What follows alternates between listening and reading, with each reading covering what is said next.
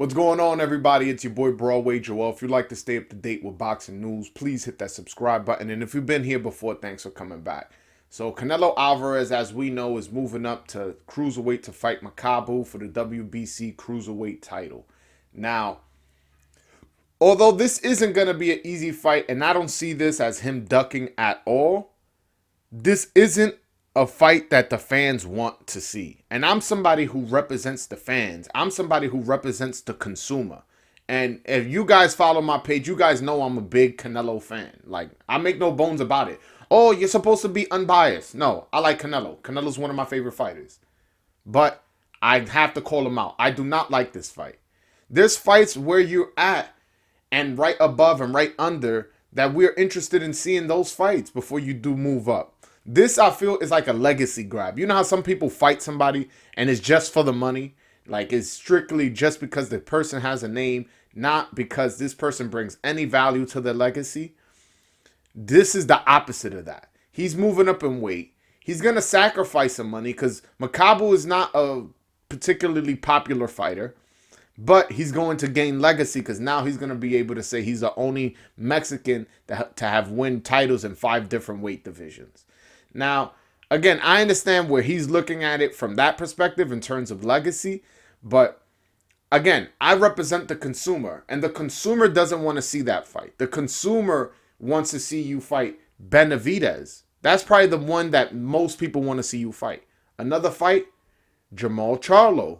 That's somebody you've been rumored to fight with in the past for a really long time.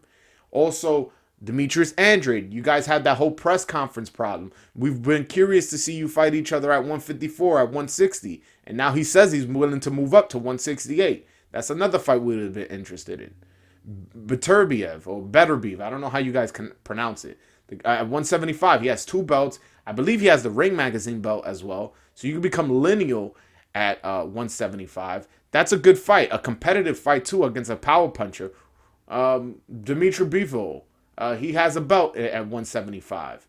There's a lot of fights in and around your weight division that we would like to see you in, us fans, and that's who I represent. So just remember, I'm not speaking from any other perspective from a fan. And also, those are more big money fights. Like you telling me you fighting Charlo or Triple G, I didn't even mention him. Triple G, you telling me you're not going to make more money on that? You're not going to sell more pay-per-views fighting those guys? Also, your last fight against Caleb Plant sold 800,000.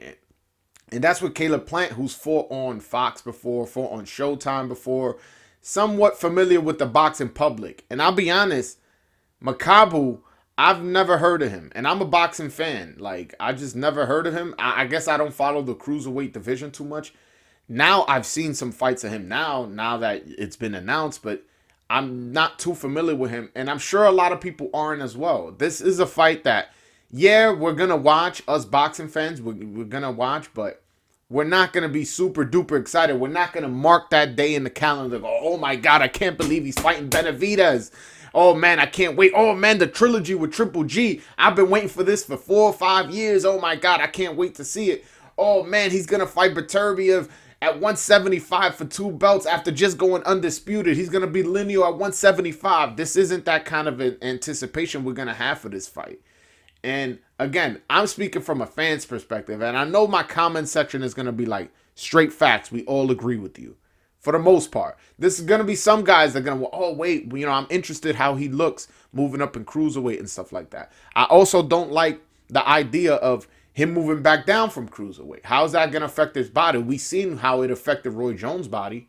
And it's funny because they're similar weight classes, Roy Jones and Canelo Alvarez. But he's doing it to cruiserweight, and Roy Jones did it to heavyweight. I just don't like the idea of him moving up in weight when there's fights where he's at. I'm not saying he's ducking those guys. Look at the run he's been on. Canelo's not a ducker.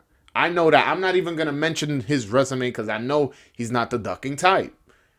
He's not the ducking type. You don't fight Lara if you're a ducking type. That I'm just saying. You don't fight Lara if you're a ducking type. So I know he's not ducking Benavidez and Andrade and Charlo and Triple G and Kovalev and Bivol. I know he's not ducking any of those guys.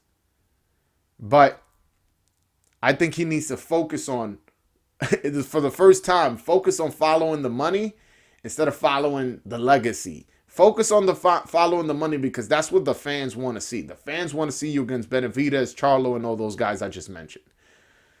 But all right, guys, that's my video. Let me know in the comments section if you agree with me. You know, do you think that, you know, it's a bad move for him to move to cruiserweight? What are you, as a fan, what do you want to see? If you had all the control in the world and you can make Canelo fight anybody in the world, who would you make him fight? Comment that in the comment section. But all right, guys, hit that subscribe button if you haven't already, and follow me on Twitter at _BroWadeJoel. But all right, guys, until next time, peace.